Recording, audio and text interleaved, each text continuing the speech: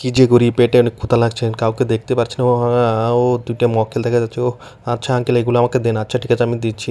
আচ্ছা বাবা, অনেক এখন কি যে করি, একটু অসহায় হই, দেখি কি করা যায় আর কি। ও চিকেন ফ্রাইগুলো ভাজা হচ্ছে, এখন দিবে মনে হয়। ও অনেক মজাদার খাবার। ও ছেলেটি মনে হয় অনেক অসহায়। আসুক, খেয়ে যাও। আসো তাড়াতাড়ি কাছে আসো। ও আচ্ছা ঠিক আছে মা, ওকে দিও না, ও খেতে পারবে না। হ্যাঁ খাক, একটা খালে কিছুই হবে না। আচ্ছা দিক, খাচ্ছি খাচ্ছি। ও অনেক মজা তো।